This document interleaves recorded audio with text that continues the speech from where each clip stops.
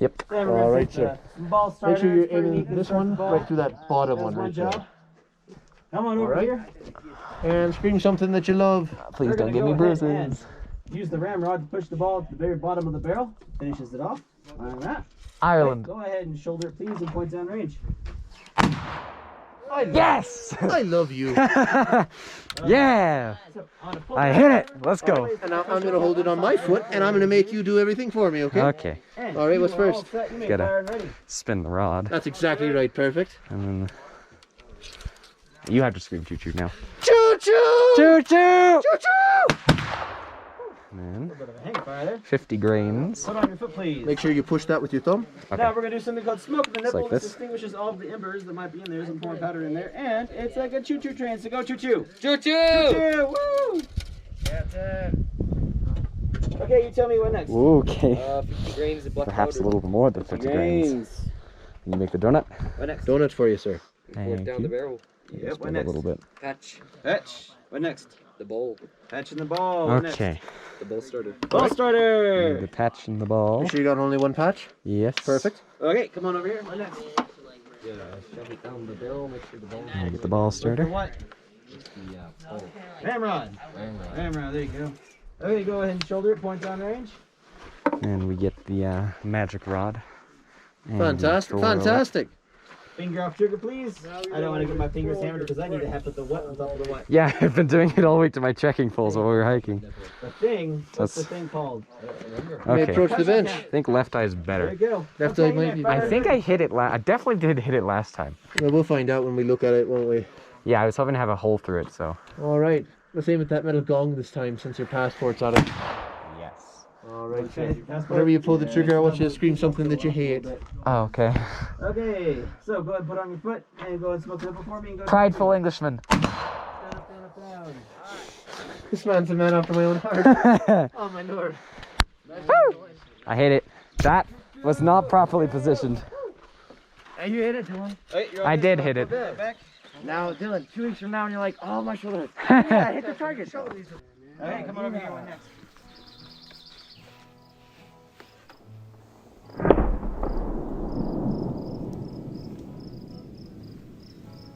Here, and we push down nice and gentle.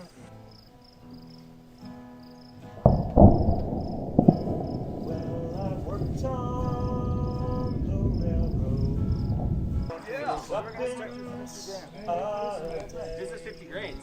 And I took down 1 penny, the other I saved.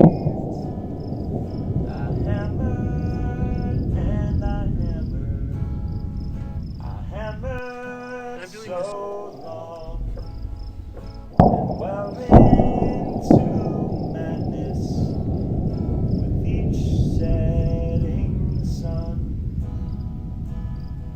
Lower, but you got the form right. And I dreamt you were I was. A little bit higher. Okay. Also, keep your elbow pointed forward, everybody. Alright, this isn't like throwing a baseball or throwing a ball. You pull that elbow way back. You want to keep that elbow forward. It's not a big motion to throw the ball. It's just an elbow extension. Alright? When y'all are ready, keep that elbow forward. away from And a little bit higher. Didn't stick. Go retreat your hop. It's like, Elbow should be at a 90-degree angle to start out with. oh, it's like that. Like that, yes sir. See how the blade hit the cookie? Yeah. And then it bounced? It's a little bit too high. A little bit too high. When you're ready. Woo! You're getting closer, you're still a little bit far back. When y'all are ready, up. my hammer in my gear. So I stamped out. Yeah! Go a step forward for me. Me? Where you were. Okay, so like there. Alright. Yeah, I got it on video. Were falling like the snowdrops of old. Yeah! Yeah. Dynamite and shield. It really is. Big hole in that rock. like the one in my soul. We buried 4 workmen. They dug them Hey! well. Man, you guys got it faster than I did. Empty coffins to 4 early graves. They're only patties, just patties. Oh crap. Don't dig them too deep. You'll need all your strength, boys. They're replaced easily. In the heat I was melting into your sweet lips. We got one. All your kisses back away from all this. Far away, boys, far away, boys. Away from you now. That works.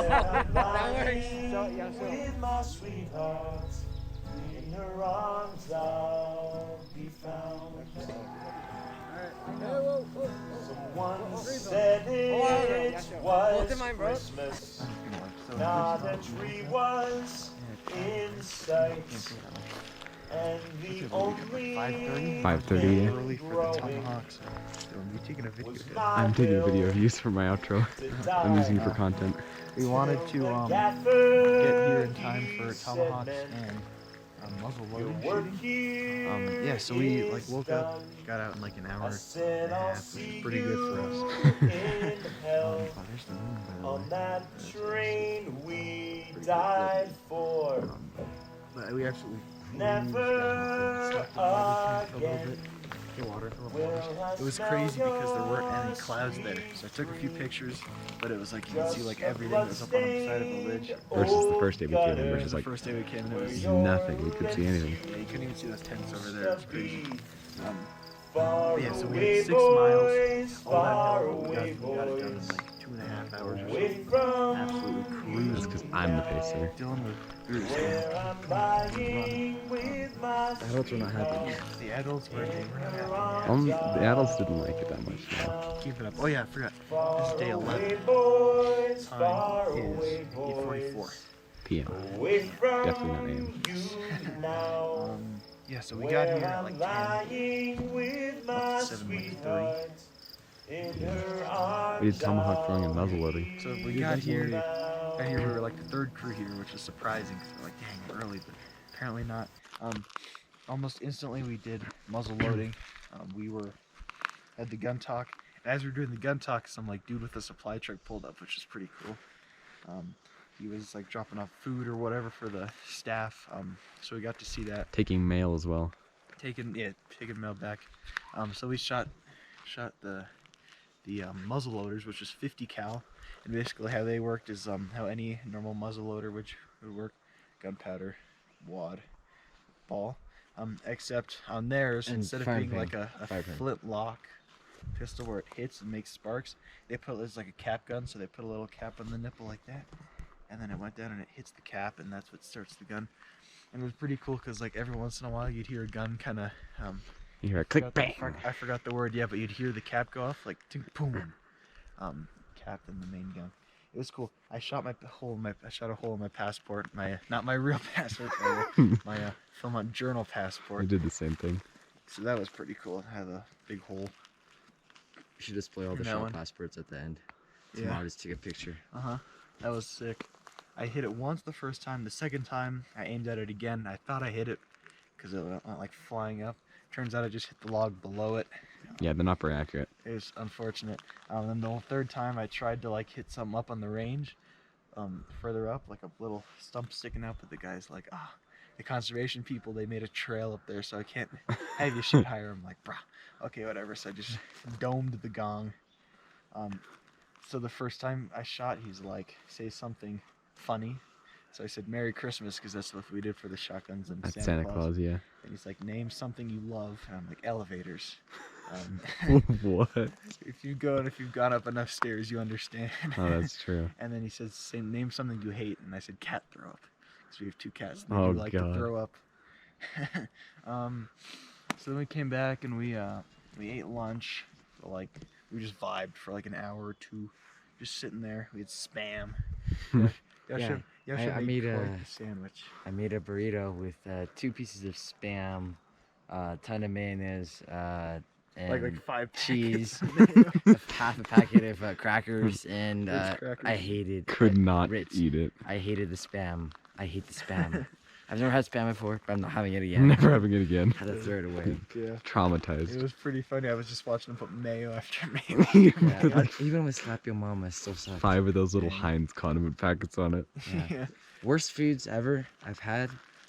No, foods I've learned to hate on Philmont. Number 1, mac and cheese. Number Had 1. KP twice. Hey, I basically, mean, 2 out of the 3 times I had KP, I had to eat mac and cheese. you have to eat whatever's left in the pot I on hate KP. lar bars. They suck. And I hate Spam. Watch Dylan get copyrighted for hating on Lara bars and Spam. I don't think that's how YouTube works. They don't taste That'd good. be a little bad. But yeah, so we had lunch, and then like literally there was like 9 pack lines there. You were like, dang, Yeah, that's a lot they of had like people. 24 crews passing through today Yeah. at least. Oh yeah, before that we met the dude again. He was coming back to pick up trash, so we talked to him. We're like, yo, can we buy some chocolate milk? He's like, if you put in an order, I would have given you some. I know where the big pallets are. That's probably the best tasting stuff we've had. It's just like we had all this like packaged powder stuff, and all of a sudden it's milk. That tastes Yeah, we like had it at chocolate. Baldy and, like, Town. I didn't film it because we chugged it in like 2 yeah. minutes. Yeah, we had some like I warmed it up in my pocket packets. before I ate it because it was so cold. Yeah, we had some like milk chocolate packets, but they did not compare. That one, the milk chocolate we got there at Baldy Town was just silky smooth, and new appreciation for food after this trip. So yeah, what else? So then after lunch we did Tomahawks. Personally, I didn't have too much fun on them, but I did. Ted Dylan, and I, you yeah, two Ted did. and I had a lot of fun because we hit we were like throwing, and every time we missed, we both like overshot and broke the hatches. Yeah. Put them back together. But they were so dull that I could literally run my finger along the blade and like not cut it, even if I wanted to cut it. I stuck half of them. It was great. Dylan was throwing them, getting them. But then after that, we basically came back to camp, finished Uncle Montague's stories. We did the path and the thrilling conclusion, which is cool because I'd never read the path and the thrilling conclusion. So that was actually the first time for me. It was pretty cool hearing that get wrapped up. And then we made dinner. Oh, I made a deal with Dylan. I said, Dylan, I will lick the pot clean for you if you do my cooking job. That was at lunch. And Dylan's like, yeah, sure, yeah, this was at lunch. The last time I licked the pot clean, I had to eat like 3 extra servings of a like old, not warm, crusty Thanksgiving dinner. Yeah, It was not great. it was good when I was warm, but according to Dylan, when I was cold, it was bad. It was horrible. But it was nothing compared to the mac and cheese I had to eat twice. Well, it was, because previous times I've had KP, the pot was like empty, like everyone wanted it. This time there's like 6 servings left. I had like 3 servings, and still. Yasho helped me, but there is still so much. So then I'm like, so then Steve comes over and he gives me some Stinger Chewies, and he's like, here you go, Gabe. I'm like, hey, Dylan. Dylan's immediately sees him and he's like, I want him. I'm like, Dylan, They're so good, dude. if you eat this last scoop of food in the pot, I will give them to you. He's like, brah, fine. And he ate it. He's like, well, first he was smart. He's like, let me see you first. And Yeah, I was like, Yeah, and then- you tricked me too many times for me to just immediately say yes to Dylan anything walks you up to it. offer. It's like, where's the scooper? And then realizes that Gabe's been eating off of the scooper. just and he's use like, my how do I spork. eat it? Dylan's like, it is, what did it was worth for honey gummy stingers. Trade offer. I receive gummies. You receive 1 scoop less of food. Yeah. But then, so after that, we did Thorns and Roses. It was kind of cool. We thanked everyone, kind of summarized the trip. I think in all, it was a good trip, though. That Yeah. was fun. And then I think we did Thorns and Roses for like 40 minutes. It started at like 6:50, 6:40. It was a long part. Ended at like 7:25. I'm like, yeah, I gotta get going for the campfire. So we brought our chair over there.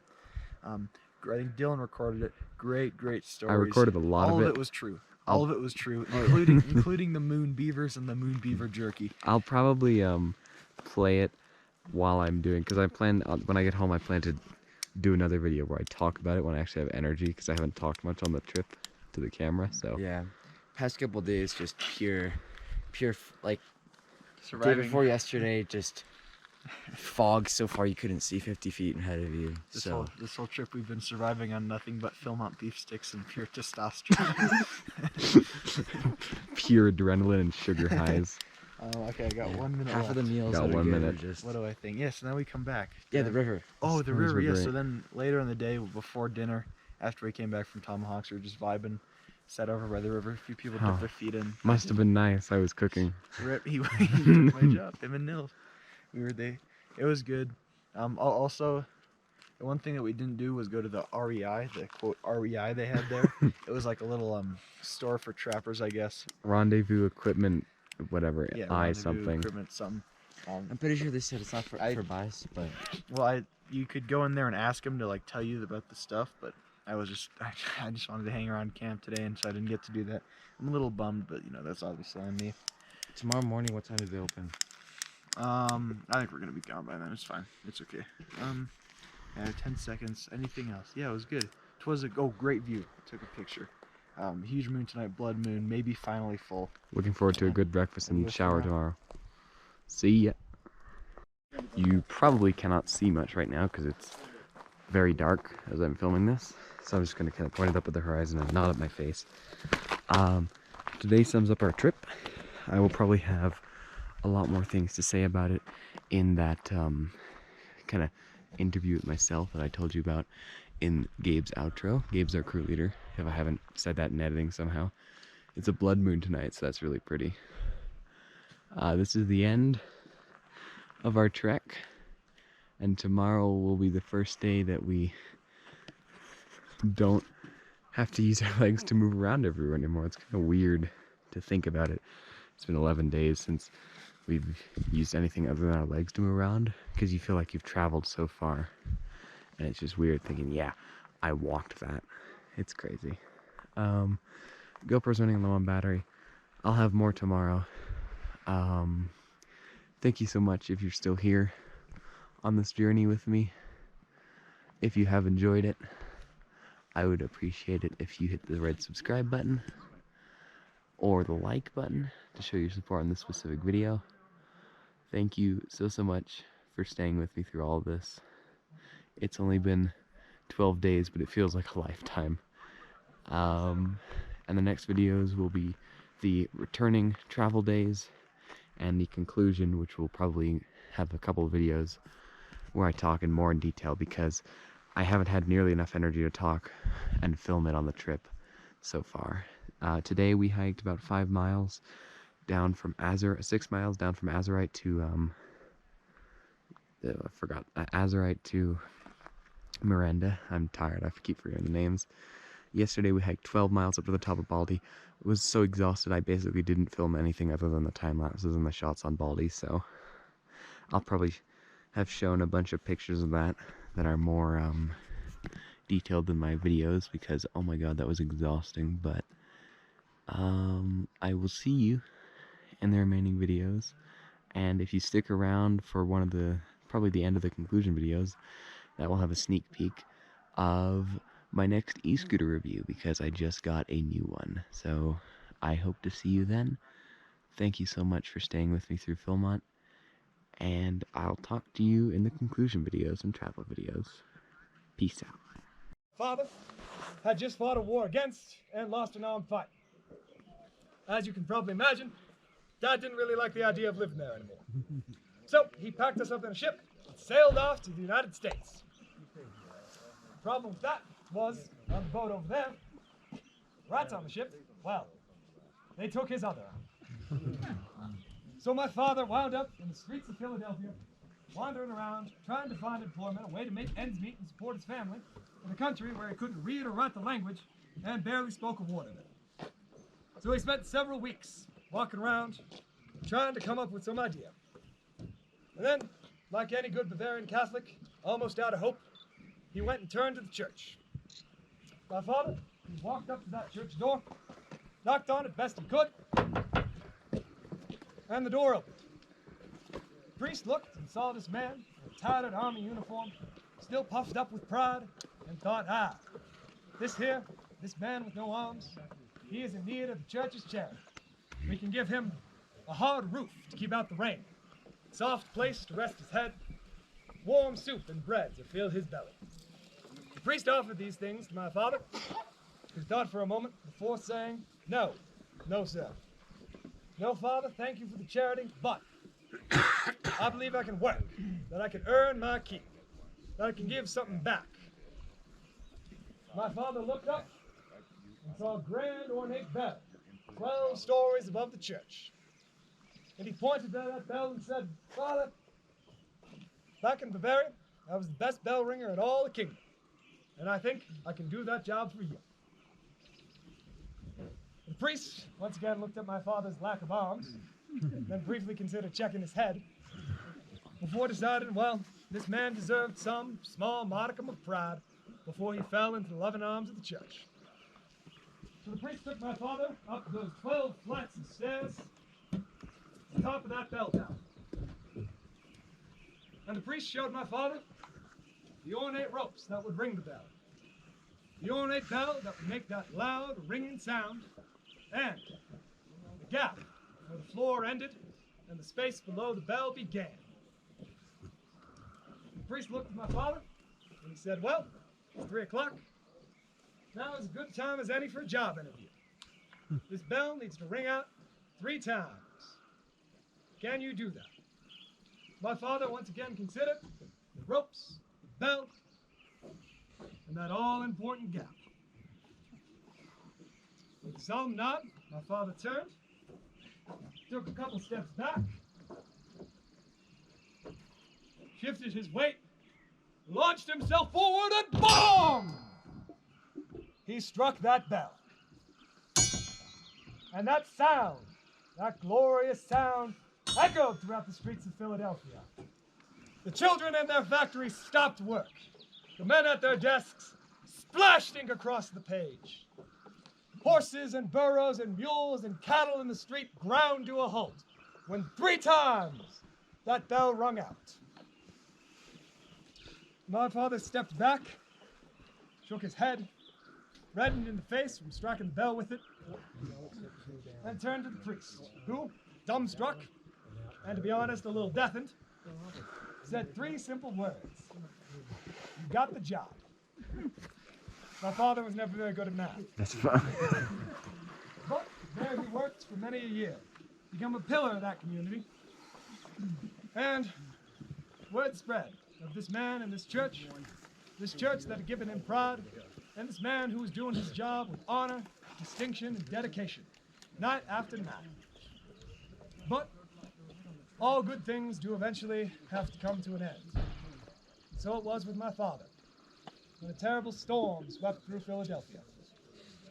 Wind lashed at the roofs, rain soaked the cobbled streets, and that 12-story bell tower had 1 window left open.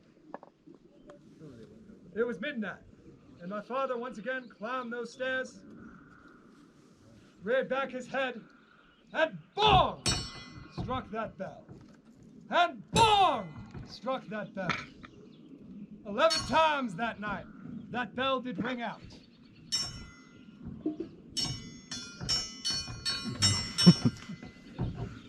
But on the 12th,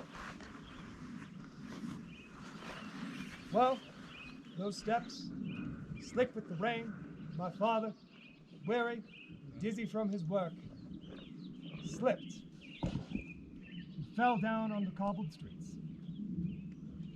And there he died.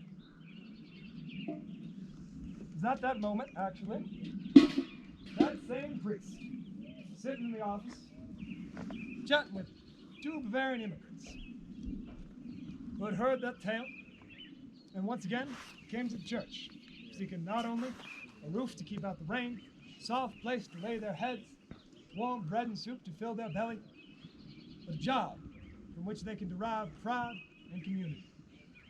And when that first bell rang out, the priest beamed with joy. But as the silence fell after that 11th ring, that smile vanished. The priest stood up, said to his two guests, "Excuse me, something terrible has happened. I must go speak with our bell ringer." And he ushered them out in the streets. And they looked down on that cobblestone. They saw my father. One, well, he turned to his companion and said, "Do you know who this man is?" The other took a brief moment to consider him and said, "Well, I do not know his name, but his face rings a bell." Oh my god. Busted. Wound up working. Oh, you're from Massachusetts? Excellent. Well, you know all. Well, then you know all about the docks and the wonderful culture of that city. But eventually I figured out dock working was not suitable to my talents. So there was a newspaper that I saw a couple of years back. It was called the Boston Globe. You may have heard of it. I believe it's still in circulation. Anyway, at that point, they were very hungry for content. So I went up to them and I pitched myself. I was a young writer, and I told them, well, I came from Bavaria. I could translate old, forgotten myths and legends, things folks in the States had never read before. And they bought that hook, line, and sinker. The one problem was by this point, I had not spoken German in about 10 years. So these legends, well, they were a little bit more like fictions. I do remember some of them very, very fondly. In fact, there's one that actually has a special place in my heart. Now, my stories have been, some would say, reimagined, others would say stolen. But chances are, this has been passed down through the ages, and y'all may still know what it is, all right? If this story starts to sound familiar, just say, "Aha," when it strikes it. Aha! All right? Yes, but the story has not started yet. I know, I'm sorry. Anyway, Aha! anyone other than Jesper is welcome to partake in this activity. Aha! Well, this is the story. It's actually a love story. I don't write many of them, but when I do, I'm very proud of the end product that it's turned out. It's a love story about an ordinary girl who fell into what's in literary circles known as a love triangle, caught between two dashing rogues. But not just any rogues. See, Aha! I think this man is making speculations on scant details, but not just two any rogues. See, these were two supernatural rogues, both creatures in the night. One was a werewolf, the other was a vampire.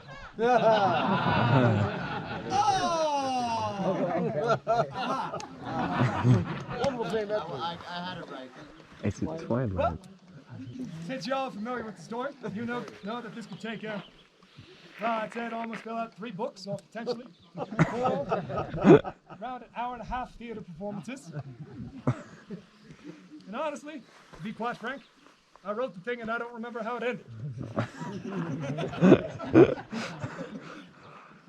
But I imagine the story of the morning light has been carried far throughout this land. Is that true? Unfortunately. Well, if that's the case, I will give the credit to the author who's been publishing it. Either. Mr. Radwitz, it would be evening light. No, it's morning light. People adapt the title as they go on. Let's just call it Twilight. It's whatever. But seeing as you all did not like that story, I have to cop that because now they did my writers at the Boston Globe. It's about that time when they figured out that, well, my legends weren't exactly legitimate. So I lost that job, and, well, I didn't want to go back working the docks, so I turned my sights west. And I trekked on out into the Indiana Territory, stumbling across the recently founded higher learning institution known as Indiana College. It's a small town, Bloomington, and, well, by this point, they hadn't exactly figured out how credentials work. So when I walked up with a handful of newspapers that had my name on them, well, what could they do but furnish me with an expedition down Santa Fe Trail? For 2 years I traveled, writing down things. By the time I got back to Indiana, well, they had gotten in touch with Boston and realized that those newspapers, well, they did not an academic make. So I need to find another way to make ends meet. Fortunately, I found the Cimarron Valley Fur Trading Company. And these kind souls decided to take me in, teach me a little bit about travel. Beaver pelt, that was at an all-time high, so I quickly paid off my debts. And I had to think of a way to pay that one last non-monetary debt. What could I do for these folks who've done so much for me? Give me money. Other than money, as I still had expenses. And then, all of a sudden, it struck me. Oh. It struck him. As Monty just demonstrated, metaphor. I thought that was assault. Many fur trappers out here were actually illiterate. So, me being a learned man, a writer after all, I could share with them the good light of literacy, being able to read and write, understand the written word. Many of these people actually proved to be darn good students. But there was one man by the name of Gus McGraw. I think we had a Gus in the audience, so I will try not to besmirch your name too much. Mr. McGraw, well, he was a greedy sort. Greedy, arrogant, and ignorant, and proud of his ignorance. See, Gus loved money more than anything else. And I tried to make him understand the connection between being able to read and write and being able to earn money. See, if you're able to read, you can understand whether Montgomery Phillips is cooking your books, whether Jesper Faraday's bill of goods he's selling you is actually what you get, or whether that recipe Mr. Wongtavious came up with is liable to kill you. Still, every time I brought up these points, Gus McGraw would just smile, his crooked smile, point to a golden tooth and say, "How wishes? I got a tooth of gold, and all you's got is a silver tongue." Despite being illiterate, the man did somehow have a way with words. Anyway, it was like that for several years. Eventually, our passive-aggressive teasing developed into a full-on rivalry. That rivalry developed into a feud, and before long, believe it or not, don't remember who said what or whose honor was offended, but a duel was declared. And I had to accept. Not to defend my honor, to defend the honor of poor William Shakespeare, so long dead, so unable to defend himself. So, Mr. McGraw and I, we met in a meadow, not unlike this one here. Spat in our hands, shook hands with each other, turned, walked our paces, and then prepared to fight. So I clutched Shakespeare close to my chest.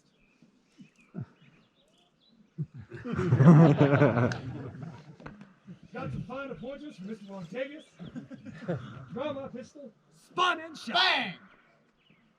Now, I didn't get to work down at the rifle range today, but if any of y'all saw me down there, you would know I'm not exactly a crack shot. However, spirit of old Bill must have been with me. Is that bullet? Well, it flew straight and true. Right into Gus McGraw's grinning golden tooth. Felt pretty darn good about that. Well, that was until, of course, the bullet ricocheted. Caught me right in the chest. However, for what it's worth, walked away with only a bruised rib. Gus McGraw, well, he choked on that golden tooth. That is where I learned a valuable lesson. Money can keep your belly full, but literature, knowledge, this will save your life.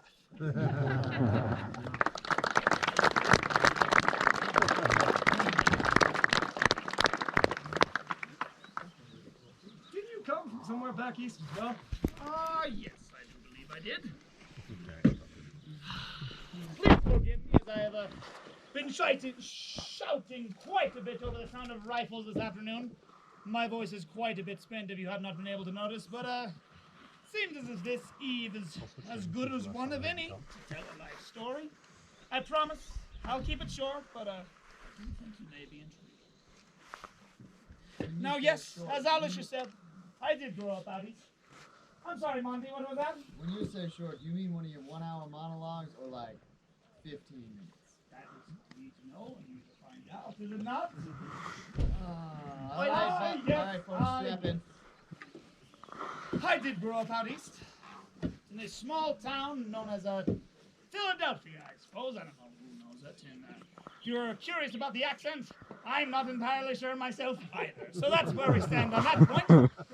But yes, I grew up as any little boy in the 1810s in Philadelphia would do. I woke up every morning, rolled out of bed and stared at a wall until I went to sleep once more. I continued this routine for quite some time. You see, there was not much to do other than inhale smog in those days, and I didn't much enjoy that. And one day, on my 6th birthday, my mother took one look at me and said, "It's time to work in the factory." So I did. I went and I trotted on down to the factory with my 11 older brothers and sisters, and I asked Mr. Frank, who owned the factory, "Hello, Mr. Frank, may I have a job?" And he said, "Of course, get in there." So I did. And I went in this factory, and you see, I was but a wee lad. I didn't have any practical skills of sorts, but what I did have were 10 fingers. And you see, not a lot of factory folk in those days were as fortunate as I was. So I was set to scuttle around on my little tiny feet and pick up little shards of coal and throw them into the blast furnace before the furnace door would smack down once more. Get my fingers back away from the furnace. And well, you see, seeing as I still do have all 10 of my fingers, I was mighty good at my job, was I not? And that is why they paid me 5 cents a day. Oh, yes, they did. Oh, yes, 5 cents. You heard me, Monty? Did I stutter? I don't know. Say it again. 5 cents a day. You did not stutter. No, I did not. But you see, all this time spent around on my little toesy-woesies right around this giant blazing furnace, you see, there was quite a bit of heat in my skin. My little baby skin did not enjoy this heat. I was prone to many blisters and a lot of heat, blistering and burns, and well, I did resemble a little baby orange boy in those times, and it was not enjoyable one bit.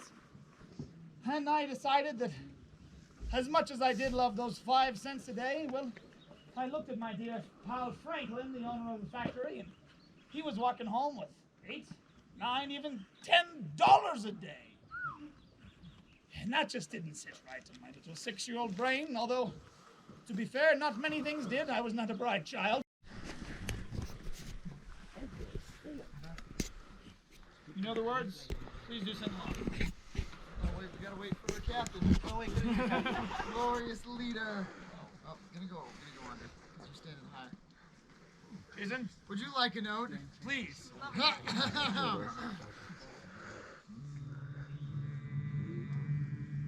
Silver on the sage, starlit skies above. Sorry, I started it way too high. And covered hills, country that I love. We'll just modulate a little bit. Philmont, here's to thee, scouting paradise, out in God's country tonight.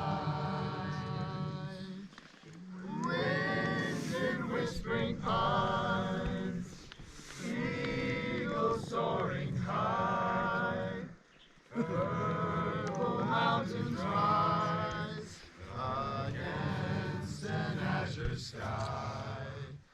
Philmont, here's to thee, scouting paradise, out in God's country tonight.